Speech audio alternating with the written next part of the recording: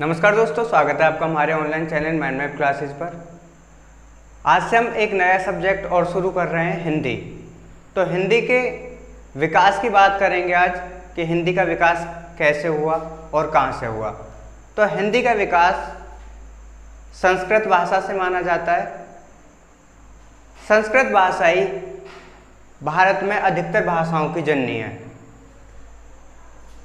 विश्व में 3000 भाषाओं से भी अधिक भाषाएं बोली जाती हैं, जिनमें हिंदी का अपना अलग स्थान है। और जनसंख्या की दृष्टि से भी हिंदी कई सारे देशों में बोली जाने वाली भाषा है। अगर हिंदी के विकास की बात करें तो हिंदी का विकास संस्कृत के बाद पाली के बाद प्राकृत, अपभ्रंश, अपभट्ट के बाद प्राचीन हिंदी और उसके बाद प्रारंभिक हिंदी शुरू होती है। भाषा परिवार के आधार पर हिंदी को भारोपीय परिवार में रखा गया है। भाषा परिवार भारत में 4 परिवार हैं: भारोपीय, द्रविड़, ऑस्ट्रिक और चीनी तिब्बती।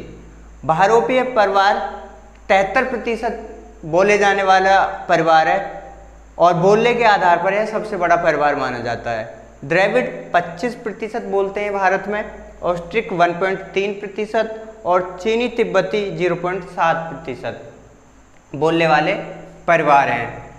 उसके बाद में हिंदी के कालक्रम की बात की जाए तो हिंदी को 3 कालक्रम में बांटा है: प्राचीन हिंदी, मध्यकालीन हिंदी और आधुनिक हिंदी। प्राचीन हिंदी 1100 ईस्वी से लेकर 1400 ईस्वी तक, मध्यकालीन हिंदी 1400 ईस्वी से लेकर 1850 ईस्वी तक और आधुनिक हिंदी 1850 ईस्वी से लेकर अब तक मानी जाती है। बात करें हिंदी के नामकरण की तो हिंदी का नामकरण हिंदी, हिंदू और हिंदुस्तान, ये सभी शब्द फारसी भाषा के शब्द हैं। विदेशी जब भारत में आए थे तो इन शब्दों का प्रयोग किया जाने लगा। हिंदी का विकास जब अपभ्रंश से, और अपभ्रंश का विकास 500 ईस्वी से लेकर 1000 ईस्वी के मध्य हुआ है। हिंदी की जननी संस्कृत है, लेकिन हिंदी के जो नज़दीकी दूसरी भाषा है वो अपभ्रंश है। तो हिंदी का विकास अपभ्रंश से, और अपभ्रंश का विकास हुआ था 500 ईस्वी से लेके 1000 ईस्वी के मध्य में। अपभ्रंश में भी साहित्य का विकास 8वीं सदी से शुरू हुआ है, जिसके जाने माने कवि जो थे स्वयंभू कवि।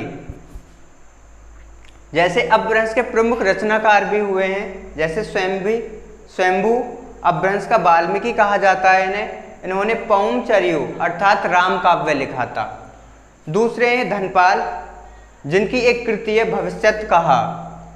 तीसरे हैं पुष्पदंत जसर चरु, इनकी एक रचना है जसर चरु, इसे महापुराण कहा जाता है। चौथा है सरहप्पा कन्हप्पा, इन्होंने चर्यापद और दोहा काशी जैसी रचनाएं दी। तो ये कुछ अपभ्रंश के रचनाकार थे और उनकी रचना थी। अब देखते हैं अपभ्रंश से होने वाले भाषाओं के विकास की। वहीं अपभ्रंश से होने वाले और भाषाओं के विकास की बात करें तो अपभ्रंश से सौरसैनी, अर्धमागधी, मागधी, खस, ब्राचड़ और महाराष्ट्री आदि भाषाओं का विकास हुआ है, जिनकी ये उपभाषाएं, सौरसैनी की उपभाषा पश्चिमी हिंदी, राजस्थानी, गुजराती। अर्धमागधी की उपभाषा पूर्वी हिंदी, मागधी की बिहारी, उड़िया, बांग्ला, असमिया, खस की पहाड़ी, ब्राचड़ जो कि पंजाबी है और महाराष्ट्री की मराठी, ये भाषाएं हैं। उसके बाद में अवहट्ट की बात करते हैं अगली वीडियो।